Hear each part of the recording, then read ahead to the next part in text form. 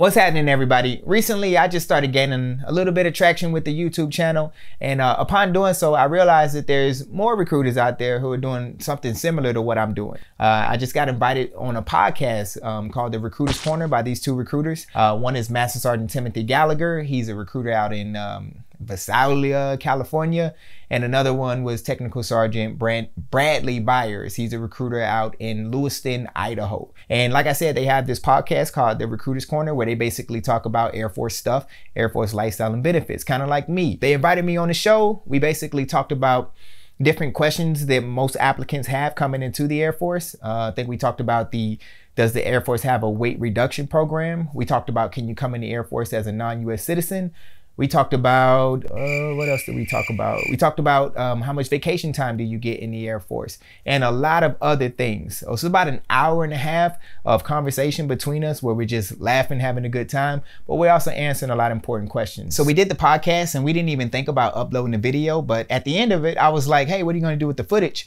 They were like, we don't do anything with the footage. We just take the sound. I was like, let me throw it on my YouTube channel. And I asked them, why don't you start a YouTube channel? And they're like, well, we haven't thought about it. So you guys let me know what you think in the comment box below if you think they should start a YouTube channel. Also, you can check them out on their podcast on Spotify or Anchor. And I dropped the links below as well. So I hope you guys find value in it. Like I said, it's about an hour and a half. So buckle up and check me out. Hello. How's everybody doing out there today? This is Technical Sergeant Timothy Gallagher. And Technical Sergeant Bradley Byers. And this is The Recruiter's Corner. How we doing, my man? How's it going today for you on this lovely Tuesday? Hey, man, it's another good Tuesday. I really can't complain, man. My Tuesdays have been pretty all right, man. How are you doing? Well, good. Keep them going this way because I don't want to hear about any bad Tuesdays from you. That's it. Keep healing up over there. I hope that you're healing well. Actually, doing really good. Surprisingly well, in fact. I actually started walking. It's pretty great. It's pretty nice. Oh, good. Yeah, man, that's fantastic. I was going to ask, are you doing the jumping jacks yet? But no. Let's just walk first, all right? Baby walk. Steps, Bradley. Baby steps. Yeah. Yeah, thanks for asking, man. I'm doing okay. I'm doing well. Just moving, shaking over here, living that Visalia, Cali life. Ooh, California dreaming. Yes, there we indeed. Go. California dreaming. All right. So who is our guest today, Tim? Do you know that we have somebody in the studio today, and I am very honored to say and to introduce, if I could say it, Jody with the Y. What's up, my man? What's happening?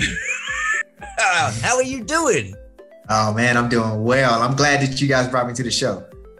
No, thank you for coming. We're happy that you're actually coming on. Yeah, thank you for coming on and spending some time with us and being part of this adventure that we're going on right here. You know what I'm saying? No problem. I like what you guys got going on. I appreciate it. Hey, introduce yourself, man. Let the audience know who they're listening to. All right, so Jody with the Y. In the Air Force, they call me Technical Sergeant Jody B. I got in recruiting back in 2016 out in Cedar Rapids, Iowa.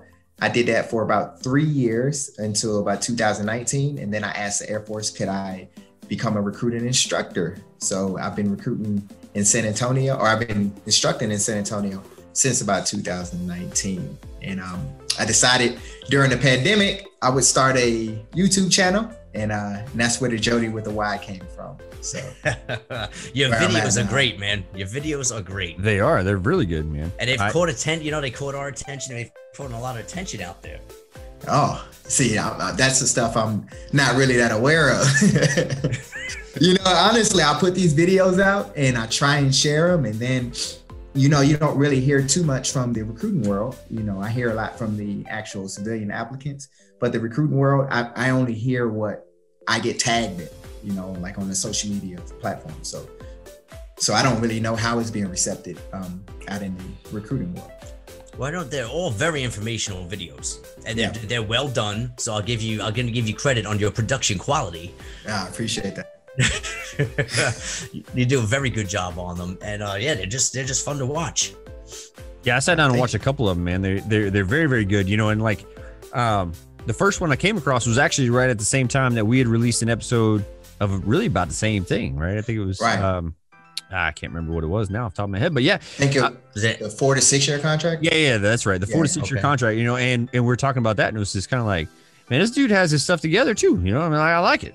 You know, at that point in time, I had no idea who you were, really. You know what I mean? And I was just like, oh man, this dude's got his stuff together. He knows what's up.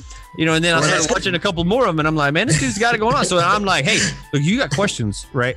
And if maybe I missed them, I don't know. Watch Jody with a Y on YouTube, man. You get it. You're fine. So yeah, you know. I'm sorry. I was going to say that same day I released that video. I think you had went on and commented on the video, and you say, "Hey, we did something similar," and then you had tagged me in your podcast, and I listened, and I was like, "Oh man, like there's more people out in the recruiting world doing what I'm doing." So I was really excited to see that as well. Cool. And you know, hopefully we just keep this up, and we can you know, continue doing this, you know, for years to come. Let's keep this going. Let's keep it going. Well, hopefully one day we're as big time as Mr. Jody with a Y, man. You're getting like thousands of views, and we're still chilling. We're still chilling with some humble numbers, man. Wait. We're chipping away, Brad. We're chipping away, baby. But we're not giving up. We're not giving up. This is our Tuesday night fun. Right. You know what? I've said it time and time again, man. Honestly, like, look, obviously the goal here is to inform people and educate them to hopefully make better applicants and to overall just intrigue people about the Air Force, but make better applicants so they can go through the process better. But if nothing else, I have fun recording with my man Tim and just laughing because if you haven't caught the bloopers reel, I think that's all we do.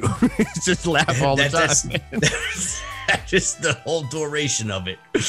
Yes. And if you just want to sit there and make it, I think we are, what's the word I'm looking for? I can be contagious. You know, people start laughing just hearing us laugh. Like, what the hell, what are they even laughing at? And then people just start laughing anyway. But yeah, check out the bloopers. Come on, get there. Mr. Jody, are you gonna crank out a bloopers episode one day, or what do you think? I'm still trying to figure out where I'm going with the channel.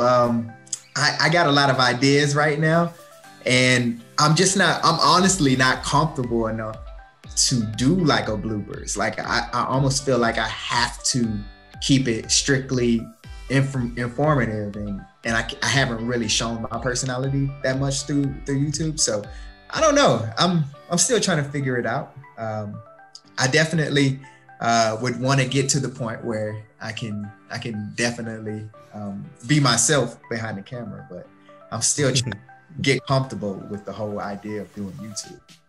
Well, fair enough, man. We have not ventured into that territory, so I do not know what all is involved in the YouTube world. I can imagine though it's a different beast than just being on here using my voice versus, you know. I really think y'all could just take the Zoom videos that y'all are doing, throw them on YouTube and see just upload them right up and see where it goes. Leave the bloopers. Let it go straight through. Right. And I'll have on different outfits. Who knows what I'll be wearing? I'll be wearing my Ric Flair robe. Who knows, man? I like it, man. I just want everybody to see the poster that's behind you of the Macho Man Randy Savage coming off the top rope back there. You know? He's just laying down the business, man. He's just beating his maker. Is that Jesus beside him? Yeah, he's dropping an elbow up top rope onto Jesus is what's going on. Hey, he's up there. He's not going to stop wrestling, right? He's up there. So. I heard that this was a shot that was actually taken. It's a real photo. So anyway, so I think that would be entertaining up back there. I think it would be great. Right. All right. Go ahead. No, I was just saying, so my man, he was a former recruiter, right? Right. And he's at the schoolhouse, right? So who better than to talk about and answer some of these questions? You know, and what he does at the schoolhouse, he prepares us, you know, like myself and Sergeant Bradley. He prepares individuals like us to go out there and start talking to you, applicants and parents and everybody that are out there about the Air Force. So, I mean, he's got a very critical job. He's got a very important job that he has to do. So I'm glad to have him on here for this episode because, you know, we're going to hit the, as I said in the introduction, the interwebs, you know, had some very interesting questions, but, you know, it seemed to be a lot of the same, you know, so this is what people want to know. So why not throw it out there to them? Why not inform while we entertain? Exactly. Right? Exactly. And, well, I think I would like to kick it off with the first question, if you don't mind. Hey, I think you should. Okay, so the first question, which, and honestly, I think it's probably the most important question that I've been finding. Is Die Hard a Christmas movie?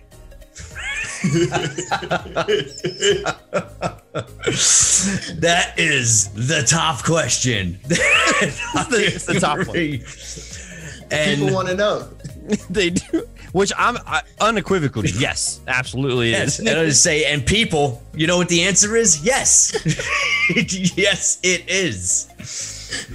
And it's number one. It'd never be beaten, but yeah, absolutely. Yep, that is a Christmas movie, and it is the best Christmas movie. And you know, it has everything together. When you have Hans Gruber, you know, as the main bad guy, The Grubes. You can't get any better than that. The Groovy. Oh, so that's good. I'm glad to get that first one out of the way because, yeah, it's a yes on my end. What about you two guys? Yes and yes? I would agree. Yes. All right, perfect. We are good to go. All right. Perfect. Good job, McLean. Yippee-ki-yay. Never mind. Okay. All right. Oh, yep. Oh. Might have to do our first editing. All right, buddy. So throw us out and hit us up with the next one. Oh, you want me to hit up the next one? Okay. Sure. Okay. All right. So first real question we're going to go to. People want to know if they have any say about where they will be assigned after tech school, right? So first duty stations. What do you got? Man, is this me or? Sure, man. Yeah, rock and roll. All right, so I got to give my story about how I came into the Air Force. That way, nobody ever does this. Make sure that all of the people listening do not do what I'm about to tell you. Yes, you do have some control and getting an assignment, getting your location. The Air Force has this thing called a dream sheet.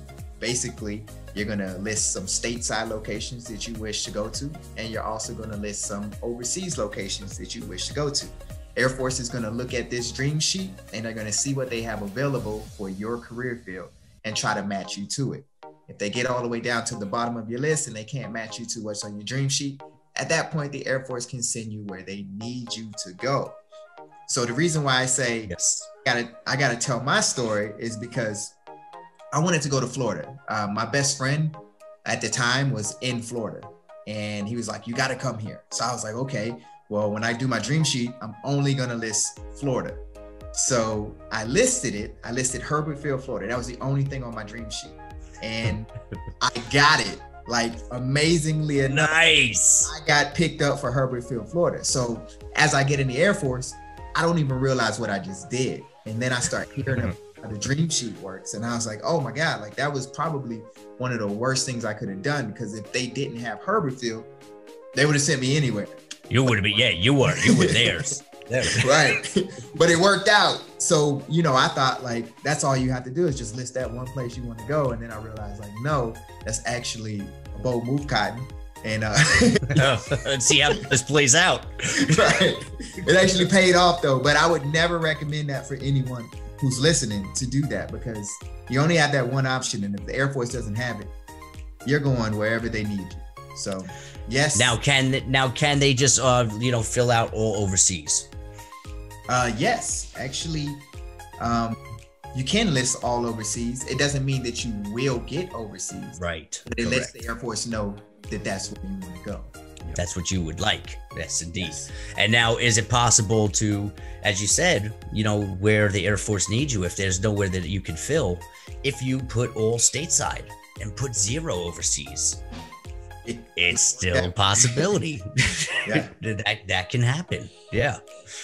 Yeah. The same thing. If they don't have the stateside, the location that you listed, they can send you anywhere. So just got to keep that in mind. They can send you where they need you if they cannot fill your dream sheet. But you do have a say. You're building your dream sheet, you know, just sort of like your job preference list. You're building your dream sheet. Right. And, you know, I mean, I've been fortunate. I've been fortunate so far throughout my whole career, you know, with where we've been stationed. It's always been somewhere that, you know, I've been looking to go. Maybe, you know, we had to, when you talk about Florida, when I was coming back from overseas, you know, I want to say the system sort of worked as best as it could, because we put down whatever I put down. Everything was Florida. I put 8 to 10 jobs a day or stations, and it was all Florida to come back from Germany. And they got me 20 minutes from Florida and South Georgia in Moody. So I was looking at it, I was like, you know what? I guess it sort of worked. There was nothing available down there, but they got me right to South Georgia, 20 minutes from the border. So I was like, all right, I'll take it. Yeah, I'll take it. So I would take Moody. Yeah. So it seems like, you know, it seems like they will look at it. I know people that have gotten there, definitely their, you know, their number ones and their top 5s. Brad, how about you, buddy? Well, I mean, so my first dream sheet that I ever made in basic training, right? I ended up getting one of the ones on there. I got Barksdale, you know, right off the bat, which wasn't, you know, bad. I liked it. But I would say one of the pieces of advice that I usually make sure and tell folks is like, hey, don't just look at a map of bases and just start picking bases, right? You know, like make sure that, you know, that if you know your job ahead of time, right? You know, if you're going in on a guaranteed, you know, specific job versus an aptitude area, right? Make sure that you research where that job goes, or when you hit tech school, as soon as you hit tech school, talk to your tech school instructors, man, and make sure that you know the bases. So when you update your list, like it properly reflects places that your job actually exists, right? Because that you can go, right? Because like I use Loadmaster quite a bit, right? You know, and it's kind of like, all right, look, you can be a Loadmaster if you want to, right? Great. But Loadmasters don't go to every single base that's out there, right? Not every single base has cargo aircraft, right? So, you know, you might go to, well, Moody, for example, right? If you wanted to go to Moody, you're not going there as a Loadmaster. Like, sorry to tell you, but, you know, some bases just don't have cargo stuff. So to put that on there is essentially a waste of a spot, basically. So make sure that your job list is accurate to where your job actually goes. Yeah, 100%. 100%. When you know, just looking at it, the same thing like with you know, the helicopters. If someone wants to go with helicopter maintenance, like, so you got to think you're only going to go where the helicopters are. You know, when I have someone sitting across from me, you know, that's all you're going to. So, you know, it could be a variety. It could be a wide variety of different things. Yep. But yeah, they do have a say, right? I think they have a say. They're going to build their list. Right. Absolutely, man. You're definitely good. You can definitely put your 2 cents in. So I like it. Yeah. All right. So what's up? Question 2. You want me to roll with it? Jody, you got the questions as well? Did you get the show notes? I got the show notes. Are we talking about the weight reduction one? You got it. All right. Let me put on my radio voice. Smooth jazz. Does the Air Force offer a reduction program for applicants? Was that good? Did I get that was good. All right. You just made me shiver. So does the Air Force offer a weight reduction program for applicants? No. So yeah, I think that's kind of one of them. I think that you could probably look at it a couple different ways. It just depends on, like, yes, it's an official program for applicants. No, but you know, if your recruiter wants to, they might run weekly or a couple times a month a little fitness program or whatever, and you know, you might be able to hop on with that for whatever. But yeah, by and large, no. Now, I mean, we'll work out with our DEP, our delayed entry program members, to make sure that they stay below their max weight. But right. But ultimately, I would say that weight reduction program, that's going to largely fall on the applicant, at least from my perspective, right? I want to see that you're motivated to do this, you know, on your own. I'll give you tips, Definitely. though. I'll give you tips. As I was to say, I can give you resources. I can give you websites to go to and stuff like that. Once you get into my delayed entry program, if I see we have to go ahead and go somewhere, you know, I'll put you on a weight goal plan. You know, and this is where we're going to be at. And next time I see you, I want you to be down 2 pounds, and, you know, you'll be on a weight goal plan throughout the time of the delayed entry program. But before that situation, yeah, I can give you resources, some links, and just give you some really, hey, you know what you got to do? You got to run, you got to do push-ups, you got to do sit-ups. Right. Do that. And then diet. As long as you're eating right and drinking water instead of soda, I mean, you should be okay. You can do it. Right. Yeah. When I used to recruit, a lot of the applicants will ask, well, I see that the Marine are working with their applicants and the Army's working with their applicants. And I think what they don't realize is that the Marine recruiters and the Army recruiters have a lot more recruiters in the office than like we're a one-man band. So we don't have the time to work a weight reduction program like some of the other services can. So sometimes the applicants just don't understand that part of it. Like, we're one-man band, we do everything. So very true. Very true. Yeah. Cool. Good work, guys. Question 2. Look at you. Have you guys ever had the person who lost the miraculous amount of weight and came back 50 pounds lighter and ready to go? Yeah, absolutely. Yeah. Yep. And it's fantastic when they come walking through the door again. And you're like, look at you. Right. Dude, it's awesome, really, you know, and that's the cool part. I mean, I worked with a guy, he lost 40 something pounds. I can't remember exactly. It's like 44, 45. You know, and that's kind of one of those things where, like, when people come in, they're like, yeah, I just can't lose that much weight. And be like, yeah, you can. Like, you absolutely can. Like I've had people do it. I've had multiple people lose a good chunk, but he lost the most. And it's like, you just got to be motivated, man. You got to want it bad enough. Because, like, if you're sitting that far over your max allowable weight, you got weight to lose, man. You can do it. Right. You guys ever heard of Sergeant Leo Knight Inglesby? No. Recruiter. So I actually taught him not too long ago, maybe about 8 months ago. And when he originally came into the Air Force, he was about 140 pounds overweight. He had to lose 140 pounds to join.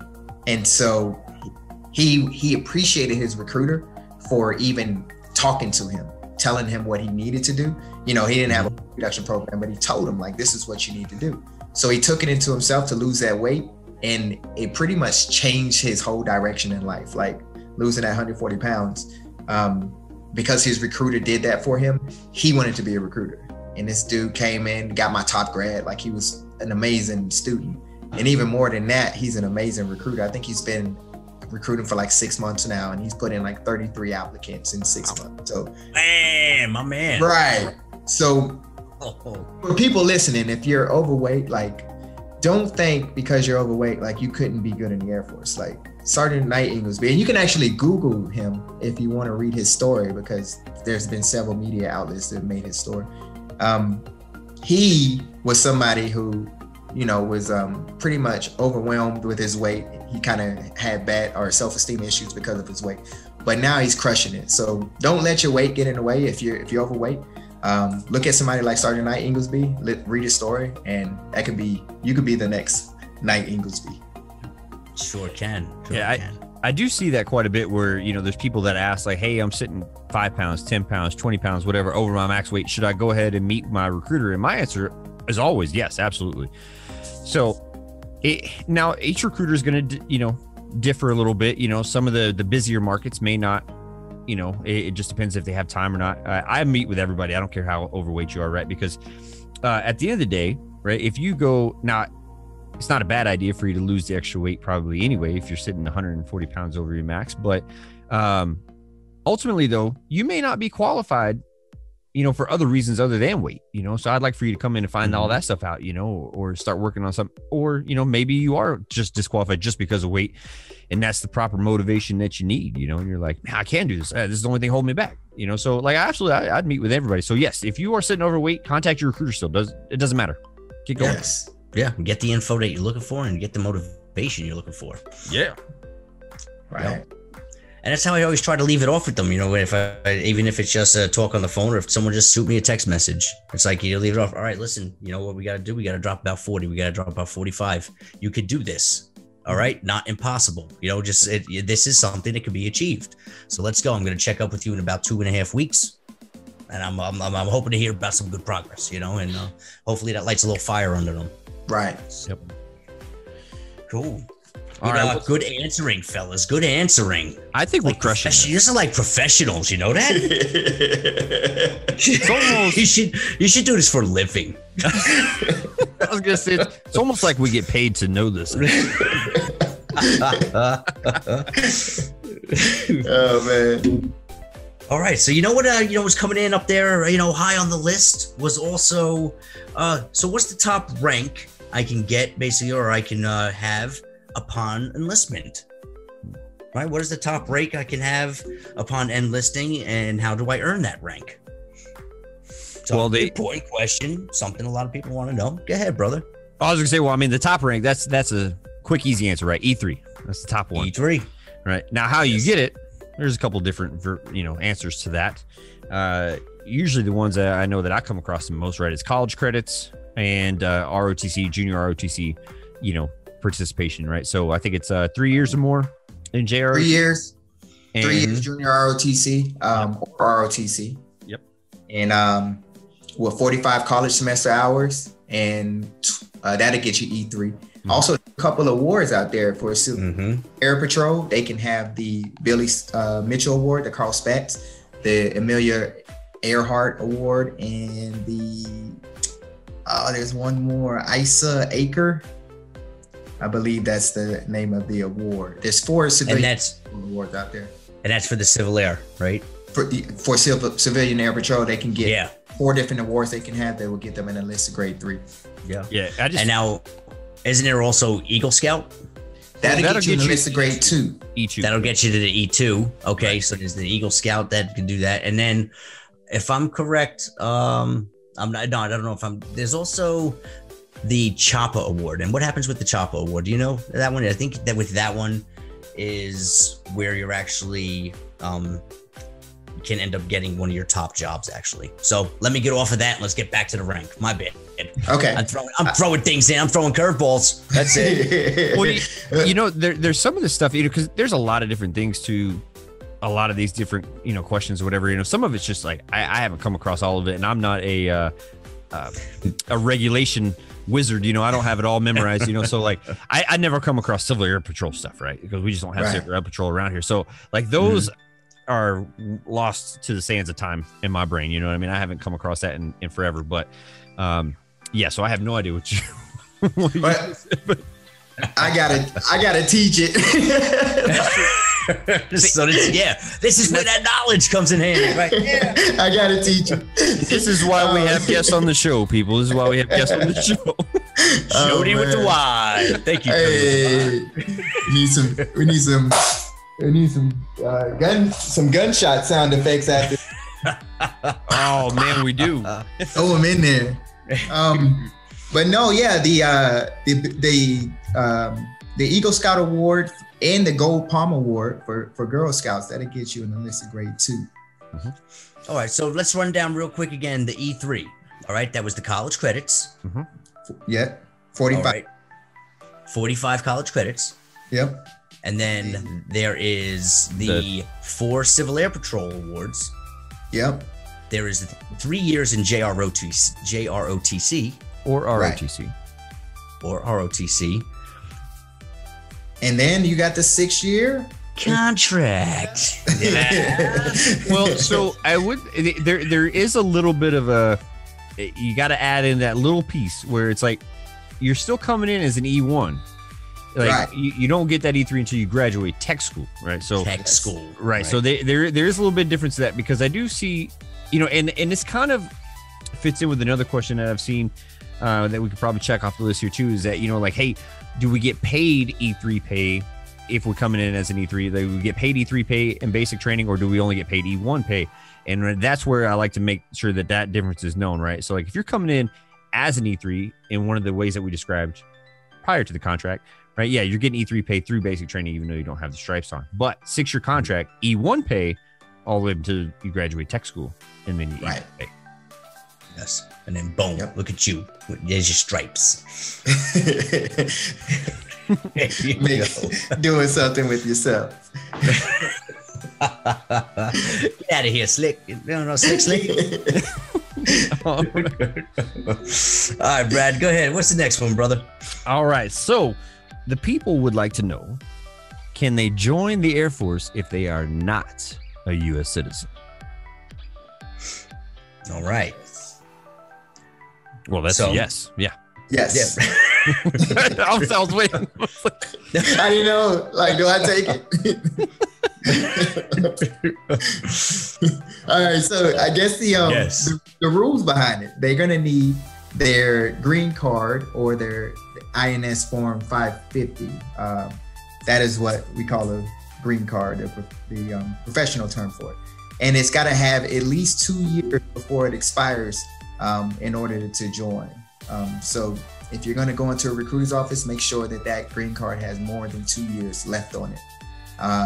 The catch about coming in as a non-US citizen is that you won't be able to re-enlist into the Air Force if you do not get your citizenship while you're in. So the Air Force makes it really easy for you to get your citizenship while you're serving. But if you don't do it, then you won't be able to re-enlist. So that's kind of the catch to it. Do you know off the top of your head what some of the steps are to actually getting the citizenship while they're in?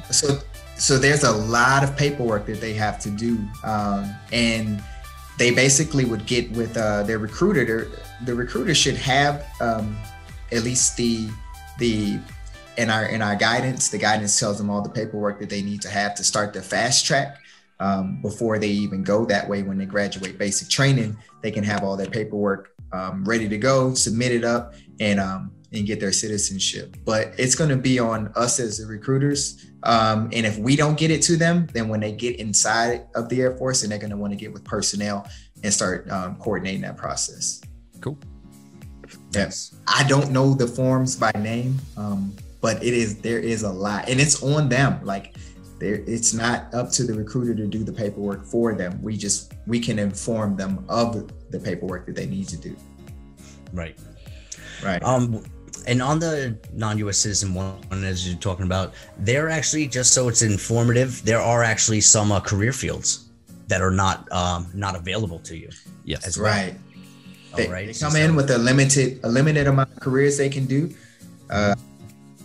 So anything that requires like a higher clearance, they're definitely not going to be able to do. But once they get their citizenship, they're open to all of those jobs. And cross training. Right, in the cross training. Right, yes, sir. and they can. No, go ahead. I was going to say they cannot come in as an officer. If they wanted to come in directly into an officer position without a citizenship, they are ineligible to do that. Yeah. I don't want to go too. Oh, go ahead, buddy. Oh no, I was just good.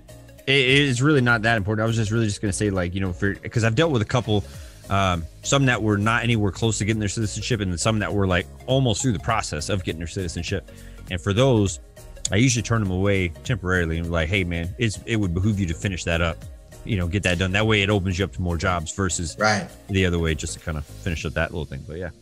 I would do that too. I actually, out in Iowa, when I recruited, I had a big foreign citizen market, a lot of Togolese applicants. And it's crazy understanding how they get over here. I don't know if you guys are familiar, but in certain countries, they have this lottery system.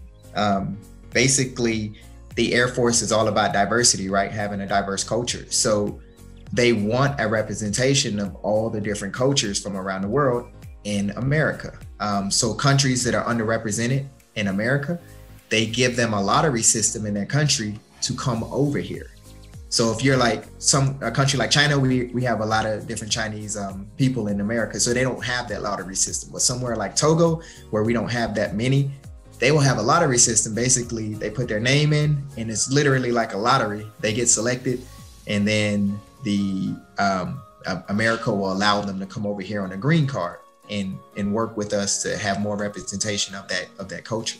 So I had a ton of Togolese applicants out in, or not applicants, but people out in Iowa, and they told me how they get over here. And it's just crazy to see how people were trying to get over here. It was just crazy to hear it. Wow. Yep. Man, That was a big thing. I did not know that. I did not know that. And they want to get their citizenship, and the way to do it is the military. So Military. Wow. Yep. I had a huge market of Togolese applicants out there. I need to brush up on my, world geography. I have no idea where Togo is. I never even heard of it. I didn't know either, man. My first Togolese applicant, like I could barely understand him, right? When he was talking, like his dialect was so strong, I couldn't really understand him. By about the time I left, I pretty much spoke Togolese. Wow. What you would think of too. Right. They would be on the floor at MEPS, and my MEPS liaison would put them on the phone with me so I could translate. It was wild, man. It was definitely wild.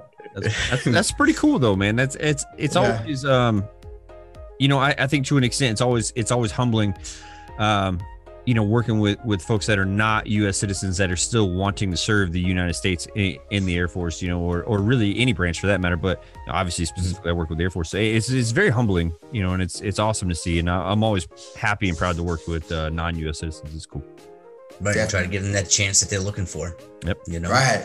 One of my guys just made a staff sergeant, and I emailed him to congratulate. Oh man, nice. He sent me this super empathetic and humble email, and I didn't know how much of an impact I had on him. It was crazy to see. It was crazy. Nice. It touches you right there, man. Right. You're like, I am making a difference. I am. That's what recruiters want to hear. Yep. You changed my life. I mean, you know what? You might be able to touch base a little bit more, or describe, or just define it or describe it a little bit better than I can possibly. But on the lines of citizenship, another big question that comes out, or that I get calls about, is once I get in, how easy is it for me to get my parents, citizenship, or a family member citizenship? Do you remember getting questions like that? Now, family members, some of the Togolese applicants will get their citizenship so they can get their wives, because a lot of their wives were still over in Togo. So they would get their citizenship so they can bring their wives over here. And because they now know somebody who has their citizenship, it's easier for their wife to get their citizenship. And that was kind of the way, like if I get mine, I can bring my family, I can start a family, get them out of Togo. But I don't know all the official rules behind it. I just know that was a lot of their game plan. If I get mine, it'll make it easier for my wife to get hers. Okay, gotcha. Right. Do you run into that at all? No. Okay. No. So I'm sorry. Say it again, buddy. Oh no, I was saying I really don't ever run into any of that. So I've only ever worked with, I think it's three non-U.S. citizens, if I remember right, and they were all super spread out, but none of them had family that needed citizenship. Actually, they were all the one young lady, she was the only non-U.S. citizen in her family. Her whole family already got all their citizenship. She was the only one that didn't have it. No kidding. Yeah, so she was but she wanted to join and do all that stuff anyway. She wanted to get her citizenship while she's in, and then the other young lady that I'm working with, actually currently that's not a U.S. citizen, is married to a U.S. citizen. She's just working on all of her stuff, and she's just not a U.S. citizen right now. But gotcha. All right, I just throw it out there, see if you had any insight on that on that part of it, of the citizenship part. No, I don't. I really honestly don't come across it too much out here in Idaho where I'm at. So gotcha. All right. Well, next question, folks. What do you got? Who's rolling with it? Well, I mean, go ahead. You got it. How much vacation time do airmen get? 30 days. Two and a half days a month. Now do the math. So the official quick answer, right? You get 30 days of leave with pay per year, right? So that's how much, and you can carry over, right? So you can accrue and keep 60 days. Anything over that, right? You gotta, you start getting to use lose territory or whatever, but you can hold on to and stockpile 60 days, which is what I do. I have 60 days pretty much at all times, and every single year I have to take 30 days. Now, during COVID times, that's changed a little bit. But the other thing, though, vacation time that doesn't really get talked about a whole lot is all the federal down days and stuff that you get. You know, those are always nice. And some of the family days that we get, you know, is what's called. So, for example, right around the corner next week, in fact, Thanksgiving. Right. So for Thanksgiving, I know we are getting Thursday off, right? Obviously for Thanksgiving, but we also get Friday off for a family day, and then Saturday, Sunday. Day. So 4-day weekend. You know, it's Might good time. pull off a Wednesday too. Ooh, maybe. You know, ATC do things a little different. that is true.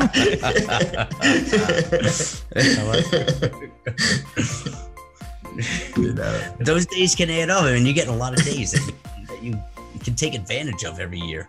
Exactly. Yeah, I mean, what you start looking at, like, I mean, Labor Day, Memorial Day, Veterans Day, you know, and all the other, I don't know. There's some other days in there, and I'm just spacing now, trying to list them off. You know, but you get a lot of federal days off, though, man. And a lot of those, you know, like with 4th of July time frame, right? They're always trying to tack a family day on with that, so that way you get like those 4-day weekends whenever possible. Right. Yeah. So you can actually just get a little bit of downtime, right? Let's go. And it's up to you to take advantage of it. You know, it's up to the individual to take advantage of it and do what they want to do. If they want to sit in a room for 4 days and play video games, then do what you got to do. That's very true. You know? If you would like a comprehensive list of all the things you can do while on leave, please check out the leave episode. Because we did cover the thing called leave, folks. What you do on leave? Scroll down. Look at our other episodes, people. Come on. Man.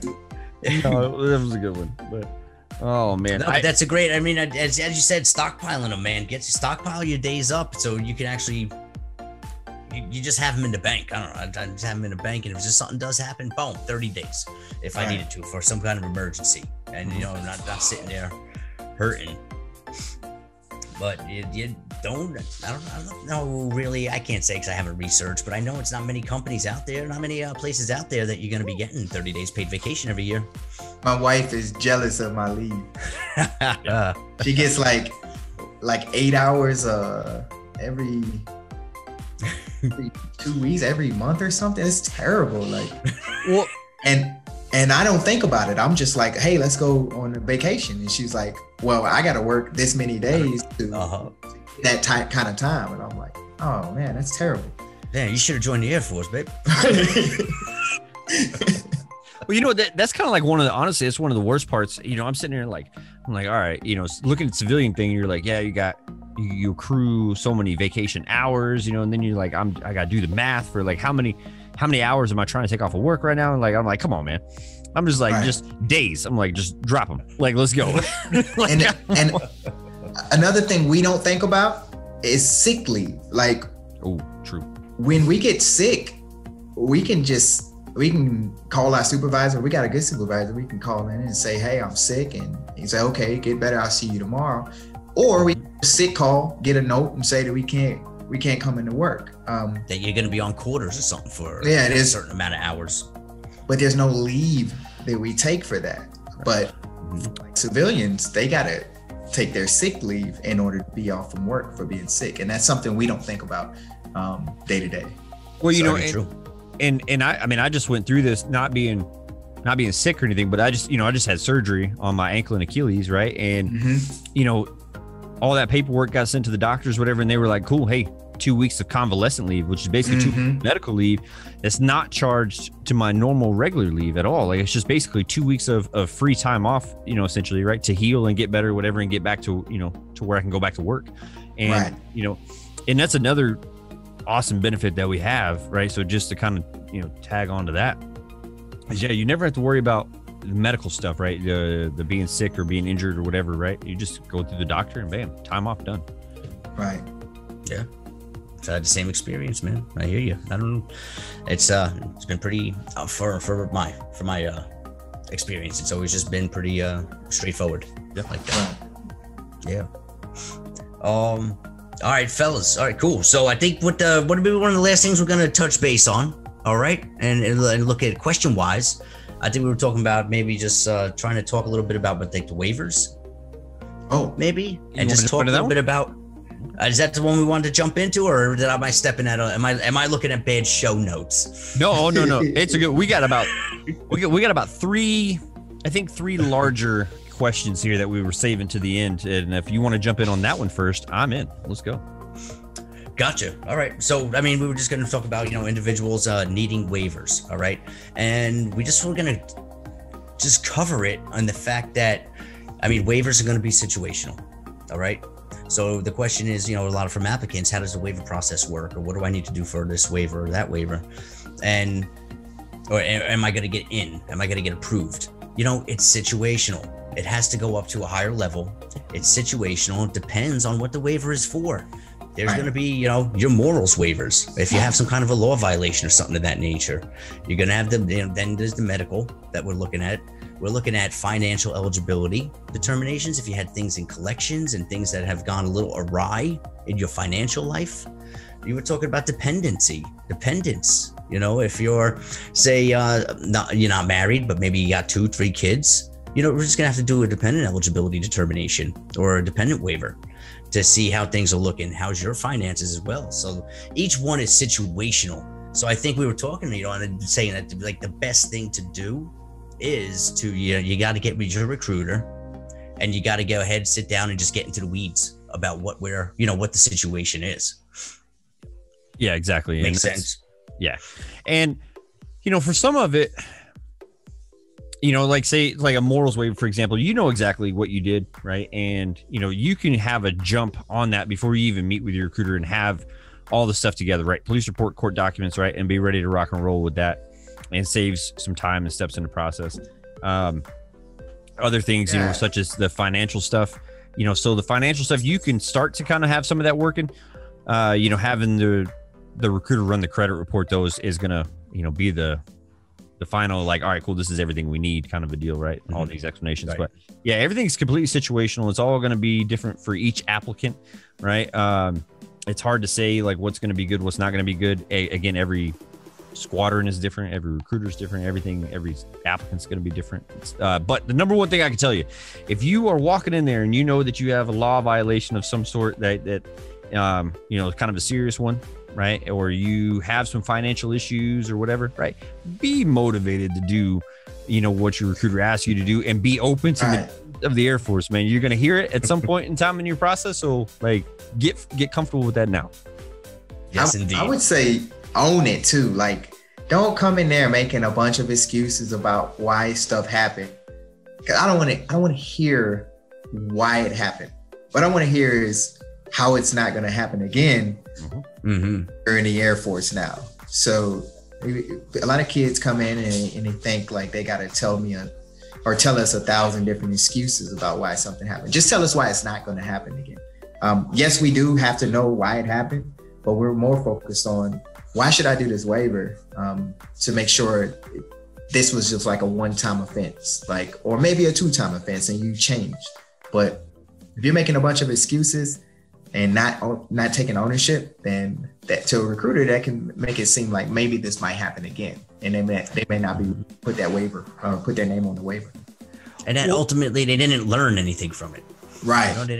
We didn't learn anything to change it. Right. Well, and that's the thing I think, folks don't exactly realize is that, when you're submitting that waiver is going up to our commander, right? Our commander is not meeting you, right? Unless it's something crazy going on, or they want a video conference you or something. But chances are, right, that commander is never going to see you face to face. They're never going to talk to you. It's not going to happen. So they are relying heavily on what we have to say, and it also the documents. I mean, let's be real, the documentation, everything too. But our statement's going to play a big factor into that. Yeah. So, you're right, Jody, for sure, man. Come in, just own it, be mature, be an adult about it, and be like, yeah, I messed up, but here's what I learned from it, and here's why this ain't happening again, and yeah. Definitely. Yeah, man. Such a little coverage of the waivers, and what people have been asking about the waiver process. Next, brother, go ahead, rock and roll on the next big one. All right, so the next big one that I would say, let's jump into here is I see it all the time around the internet and whatever, is can I wait for the specific job that I want, right? And if I don't get a specific job that I want, right, and this is kind of a two-parter, can I deny it, right, and then wait for the job that I really want? So now this one I know is going to be a little bit lengthy, but both those answers are basically no. No. In a short answer, no. Yeah, don't worry, we'll dive into it here, but where would you like to start on this one? Oh boy, where to start? Oh, okay. Can you wait around for a specific job? That's not how it goes. That is just not the ultimate goal and how it goes. Waiting around for that firefighter job to come out. All right, because that's the only thing that you want to do. It's just not how the process works. All right. You got it. If you want to jump in on something, go for it. Yeah, it is a tricky balance, right? Because you want to be, as a recruiter, you want to be able to match people up with what they want to do, right? Obviously, right? You don't want somebody coming in and just overall being disgruntled about, whatever, right? And end up being a bad airman, because it can be a detriment to the Air Force and also themselves, So with that, right, understand that, you can't just, again, wait around for this one job, right? Because firefighter, for example, right? Like you mentioned, not super common. It just, like, we had 238 jobs that we just got in our last job draft. Only 5 of them were firefighter, and almost everybody in the depth lists firefighter, man. Want a firefighter. So you're competing with hundreds of people. Right, for 5 spots. So it's hard to get, man. And it's honestly, man, it's not worth it for you to wait around. It's not worth it for us to wait around. It's not worth it for the Air Force to wait around. And in my experience, I know I said this in an earlier episode, is that statistics have proven that the longer you wait around, the less likely you are to make it out of here and get into the Air Force. So, again, it goes back to get started, man. And also, for crying out loud, man, you have no idea what that job really does in the Air Force, man. Like, so, I mean, you're judging it at face value. You have no idea. And, until you're in the Air Force and doing it, like, you have no idea whether, it's like what you think it is or whatever. Because, being a firefighter in the Air Force is not like being a city firefighter here in town or whatever, Right.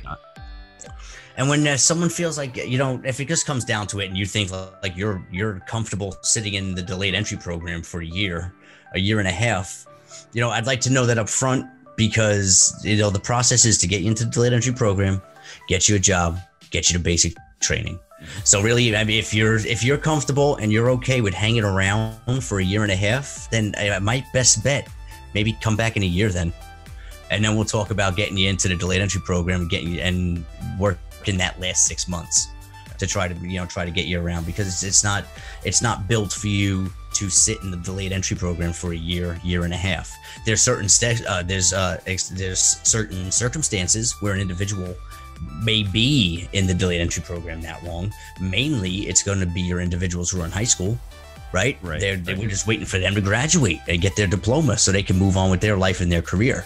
So if there's someone that's telling you like, hey, man, yeah, you could just sit there and wait in a delayed entry program for a year and a half for what you want to, for that one job, it's really incorrect information. It's just not how it works. And you got something there, Jody, or something, Reed?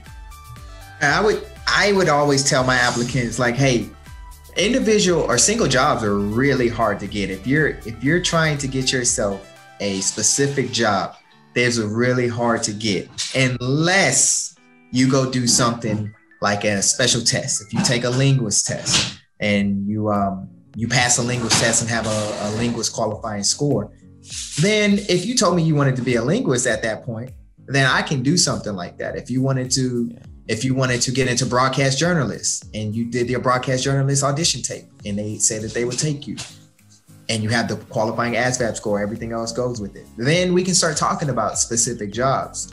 But when you're just coming in like everyone else with a good ASVAB, and you think because I got a 99 on the ASVAB, the Air Force is going to give me what I want, it doesn't work like that. I think the problem is coming from people who are in the Air Force who aren't recruiters. There's people in the Air Force telling people, I know, trust me, I'm in the Air Force. All you have to do is tell the recruiter you don't want the job, and they will get you what you want. And it's like, well, I heard it from someone in the Air Force, so it must be real. And it's like, and then they're dep discharged. Right. that's right. What you end up getting.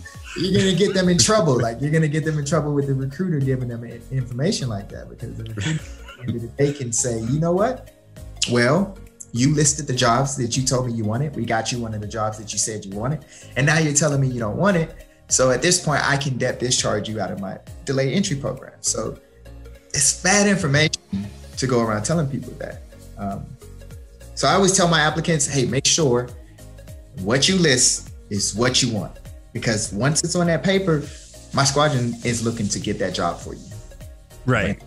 Yeah, and that kind of definitely segues us into the part B of that question, which is, yeah, can I turn down a job just because it's not my number one and whatnot? And you know, some of this I believe truly falls on the recruiter, right? To tell you up front that whatever you put on that paper is essentially all number one picks, right?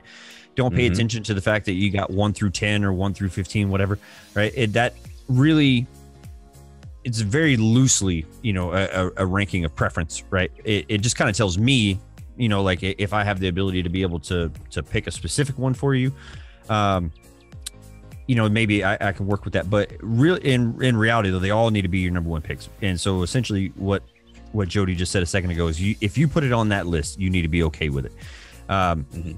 Because essentially that's what you're telling the Air Force, right? You're like, hey, I'm cool with doing this. That's your agreement with the Air Force that you are willing to do that job.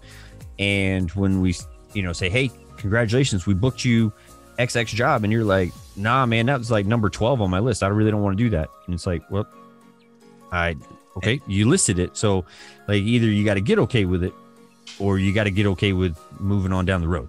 Right. And that's, and that's moving on somewhere else. Yeah. It's offensive to recruiters. Like, you listed this. Right? I asked you 4 times about this list, and you said, yeah. That's offensive. Like, I didn't tell you to list this. Like, you listed it. And I did, and you have to be upfront about it, and that's it. Right. You gotta be upfront and just let them know, listen, I need you to, what you're putting on here, you gotta be good with it. Don't put anything on this list that you don't want me making a phone call to you on one day and saying, hey man, you just got blah, blah, blah, blah, and you'll leave it on blah, blah, blah, blah date. And I want to be hearing cheers and not tears. Exactly. I like it. Cheers and not all tears. right. So I need this list to be accurate. All right. Because then we're all just in a big mess if you're going to go, I don't like it, because now we just wasted a bunch of time. Right. I want to hear cheers. One more thing. I don't know if we want to touch on it, but one more thing I used to tell my applicants was, it has to be bookable jobs. Like, you can't just list a bunch of firefighter, medical, and administrative jobs as your list. Like, I need bookable jobs, and I will give them like the last 50 jobs, top 50 jobs in my squadron is booking month to month. And I would basically say, okay, out of this list, this is where you can create your job list. And that to some applicants was a little bit like, wait, I only can list these jobs? And it's like, no, you can actually list more, but I need the majority of these jobs to be listed, because I have a better shot of getting you a job by listing those jobs. If you list the medical, the firefighter, all the ones that most applicants list never come out, we won't have it. You're going to be in my delayed entry program for more than 12 months, and you can only be in my delayed entry program for 12 months before I have to discharge you. Right. So I don't want to waste your time. And if I list those jobs, then I'm wasting your time. Right. And I've seen now where there's like, so certain flights can impose certain rules if they want to. Certain squadrons can certainly impose certain rules. And now that we've moved to this quarterly system where we are booking an entire quarter's worth of jobs at a time, right? We're seeing a little bit more of this whole, you can only list so many medical jobs, or you can only list so many of these like hard to acquire jobs, basically, right? So your medical, your firefighter, you know, flying jobs, whatever else, right? The ones that we only get like small amounts of, you know, because, you know, the flying jobs, they're not coming down like that crazy either. You know, we're getting like onesie twosies of those. Like I said, only 5 out of 238 jobs were firefighters, even fewer were medical, right? So it's some of these jobs are just hard to get, and I don't think that people quite grasp that from the outside looking in, right, to the Air Force. And even people that are in the Air Force that have never been recruiters, right, they just think all these jobs are available all the time, and their recruiter just chose to give them some of these other things, you know. And it's like nah, man, like that's just not how this works, man. Like number one, I can't choose to give you anything, right? Like it has to be on your list. I'm just trying to make you bookable. I'm basically, you know, let's reword this, right? Because it's not necessarily just I'm trying to make you hireable, right? Right. Put it in civilian. I'm trying to make you hireable, right? Because, you know, like you wouldn't walk into a job interview, right, at a certain corporation and tell them like, hey, I only want to do the jobs that you're not hiring for, right? You know, this is not how that works, right? So not all of these jobs are available all the time, you know, and just may not be possible to get it for you. So if joining the Air Force is something you really want to do, number one, be open, right? Have those conversations with your recruiter, but be open to the possibilities, man. Get in the Air Force. They all get the same benefits, man. They all get the same pay. They all get the same everything, man. So it's like, just get in and get going. Exactly. And again, back to the you honestly don't know whether or not you're going to like that job anyway. You know, it's like, just get in and let's get going, man. Let's do the research and let's get moving, man. But get your career started. That's it. I can't say it more. I can't say it enough. Get your career going. That's what you're getting everything from. And also know that your recruiter is, even though every job is pretty much your number one, we know what you really want. And we are trying with our leadership to try and get you that number one. It's not always possible, but when we do, just know it's so nice that was your recruiter, like really working, trying to get you that. So when it happens, appreciate that recruiter and maybe throw them a bone. Tell them about it. Tell them about a cousin, somebody. Anyone, yep. Because that recruiter got you that job. Like it is rare that we get number one jobs for applicants. So when you get a number one, just be appreciative. Don't think that that's every day. Yeah, I you know, I mean, I've called in a few favors from time to time for applicants that have really, you know, excelled at like helping me out, right? Whether it's bringing people or whatever, you know, and there's been times where I could really capitalize on some things I'd done previously. Like, I was able to, you know, pull off a certain amount of like quick shipping deals, you know, for folks that were like, hey, I really want to do this, this, and this, but I want to get out ASAP. So I was able to facilitate their timeline, but also help out our starters. So I got like the number one pick off top, right? So I'd be like, all right, I'm going to use that to hook up my person that has really gone above and beyond for me, right?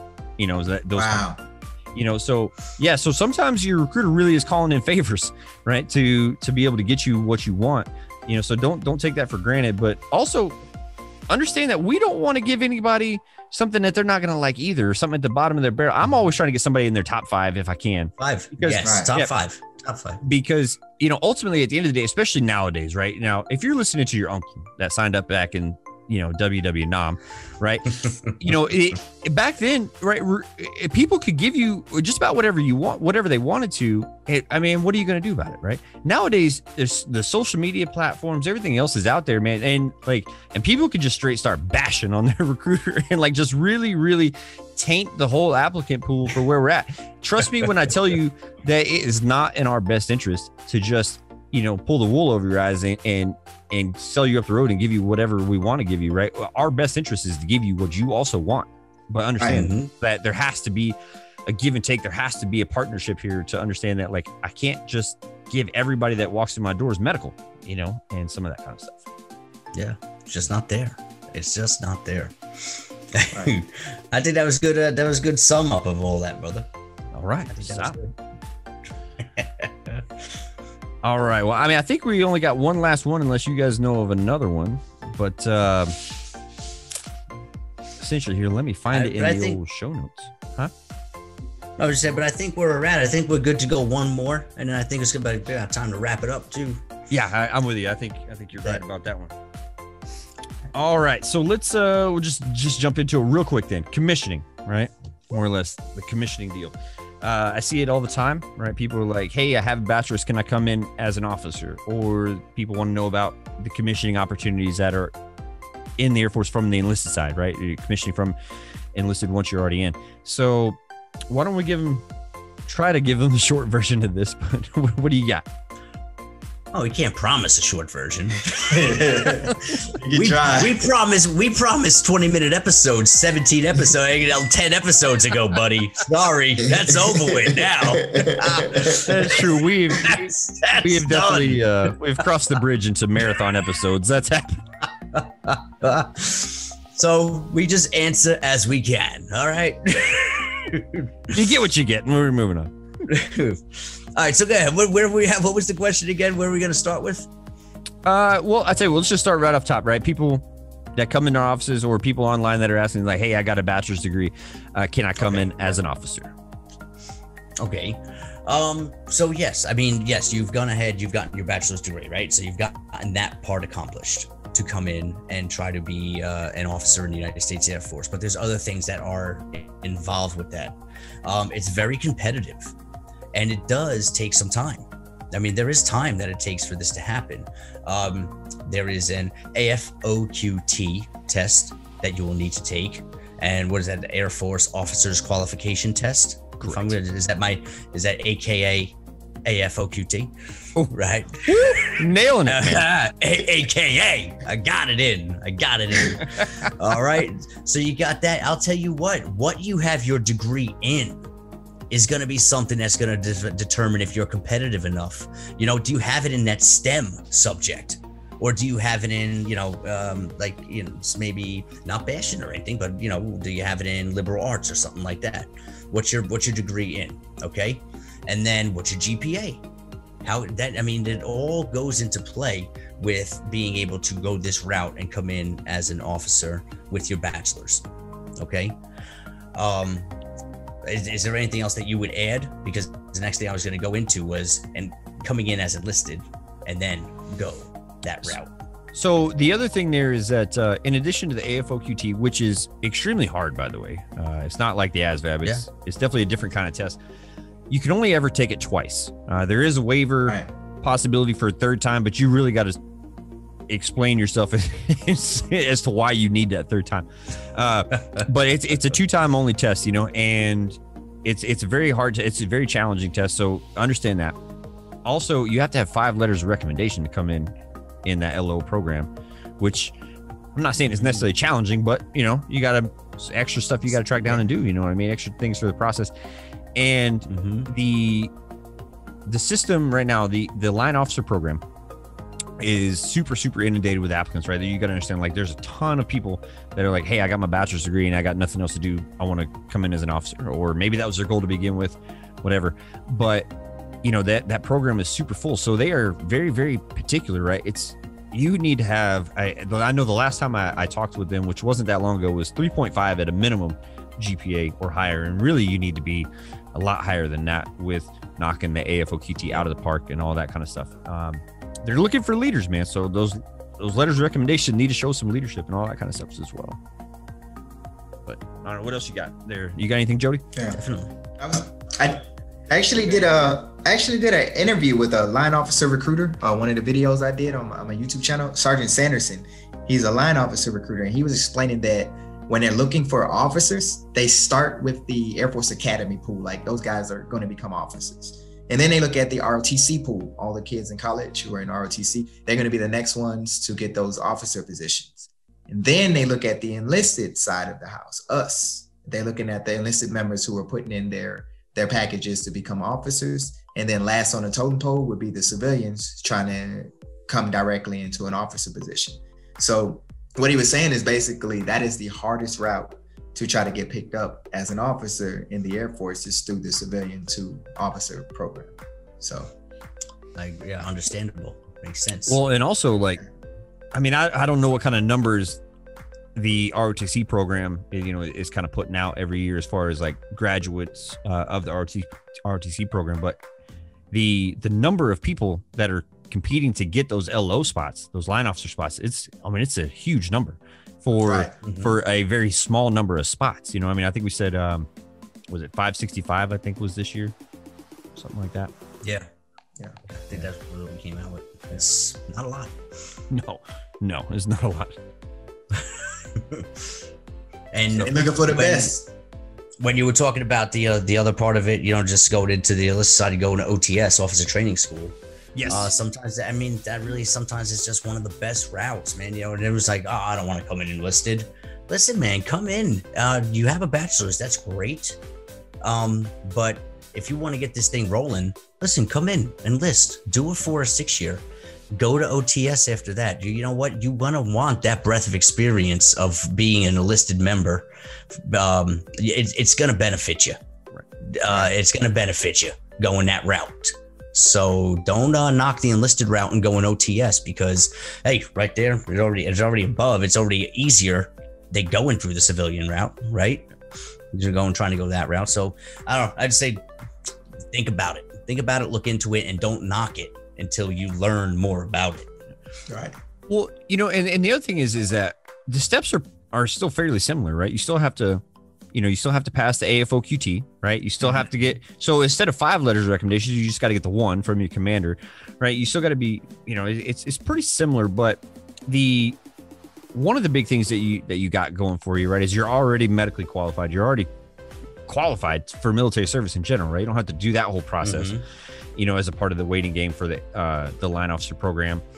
You're already what they're looking for because you've already been in. They've already trained you, and then you like Tim mentioned, you have that experience that's working for you that you've already been in and you understand what it's like in there. But I mean, I've known a lot of people that have gotten it done, and they came in with no degree, no college, and they did their college and got their degree on the military's dime, right, on the Air Force dime, right, and then commissioned over later. Some of them became pilots even.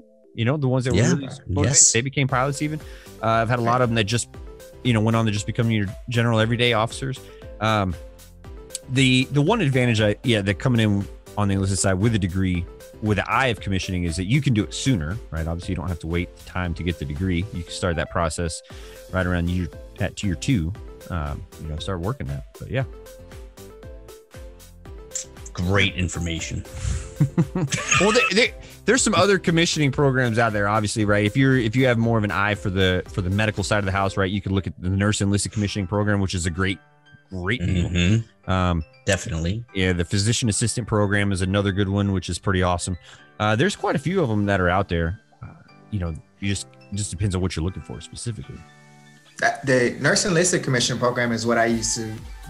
Some of the applicants that I had come in that say they wanted to work a medical job. Like, I'm only going to come in if I can get a medical job. I would actually inform them about the nurse enlisted commissioning program because I'm like, so you want to be a nurse.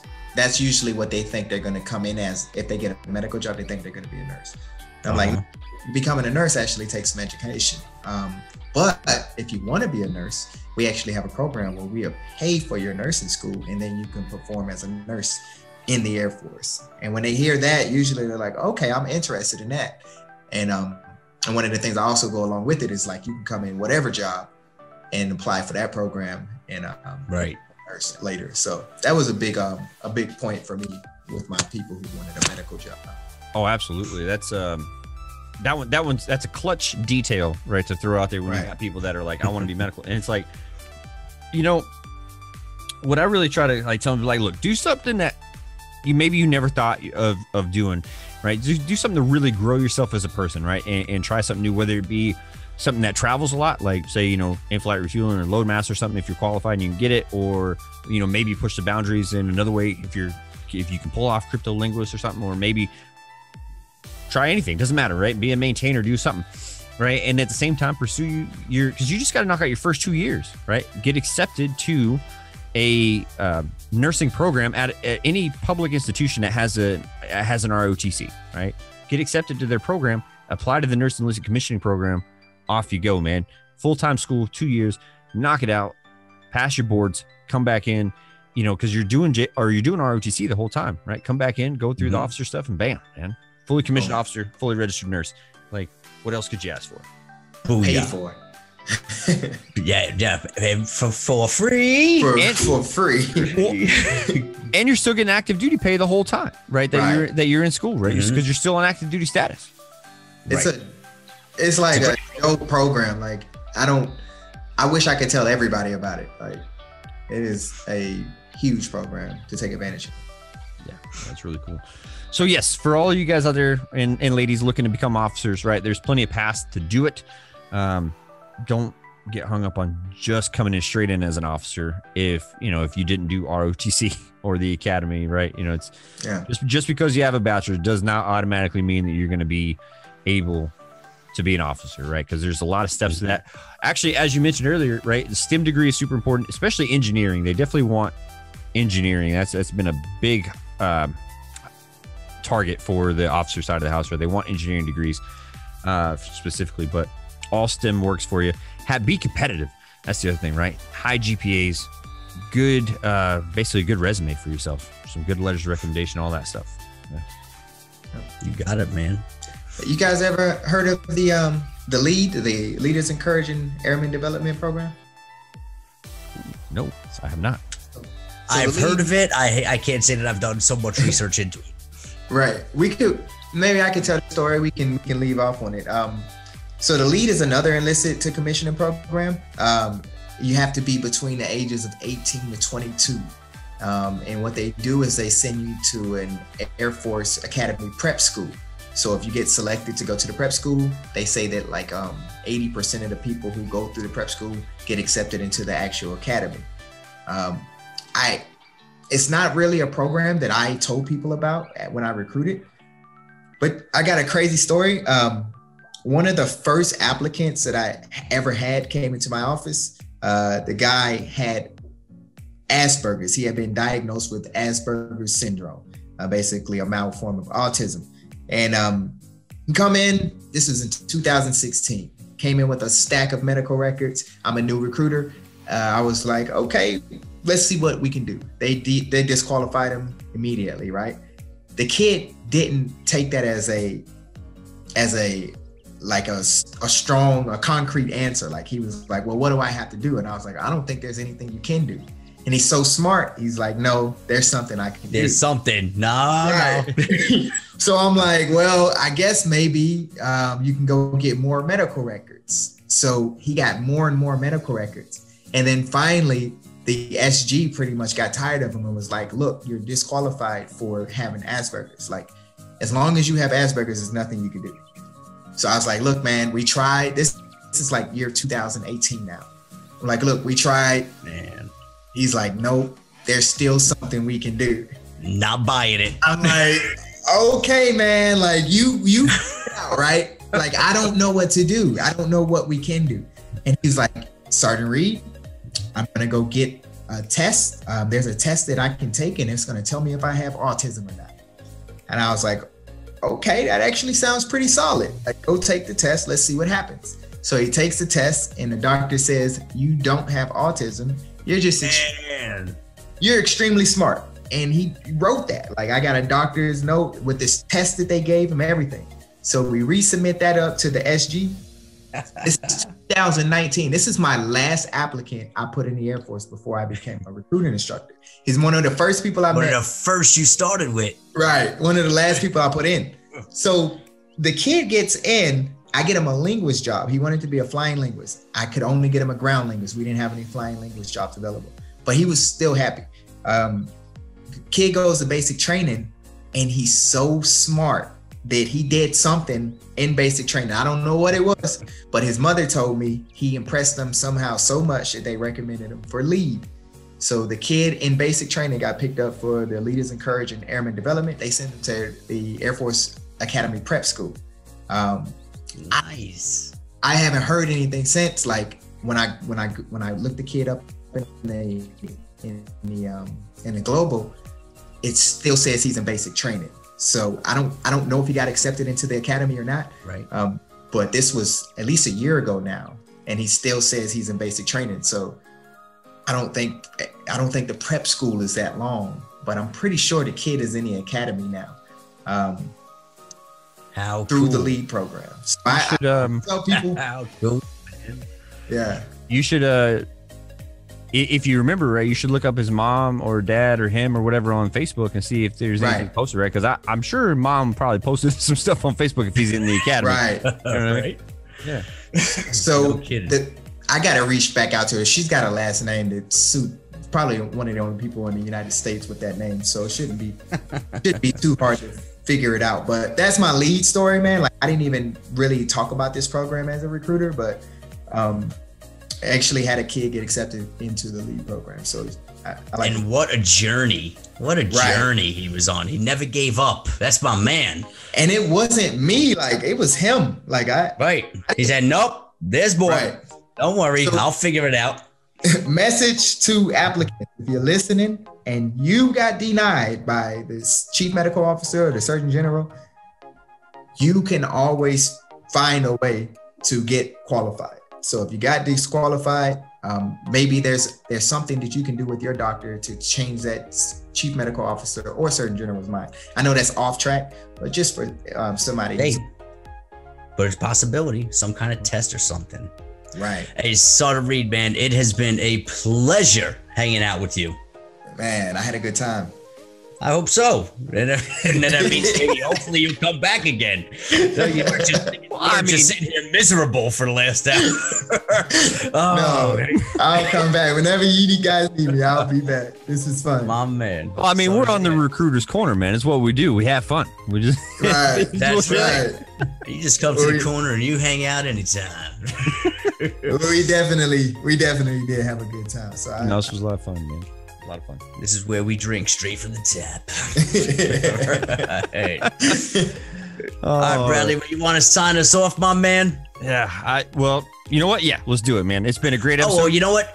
I was also gonna say, you know what? I'm sorry. Yeah. Sorry, Reed. I don't know if you wanted to go ahead and also plug your YouTube channel, my man, and let everyone know where they can find you. Yeah, you can go on YouTube. You can look me up, Jody with a Y, and not with a letter Y. It's actually spelled WHY. So JODY with a WHY. That's how you can find me on YouTube. Go ahead and check me out. I got a lot of great videos talking about Air Force lifestyle and benefits. Also a lot about the recruiting process. So you guys check me out and you can get some more information from me there. That'd be nice. We'll put you in our description block as well. We'll throw out so they can find it also. There you go. Hey, All right. All right. Well, listen, if you are looking for more of the YouTube style thing, hit up Jody with a Y. Take a look at his stuff. He's got great content, and we will see you around the corner on episode 13.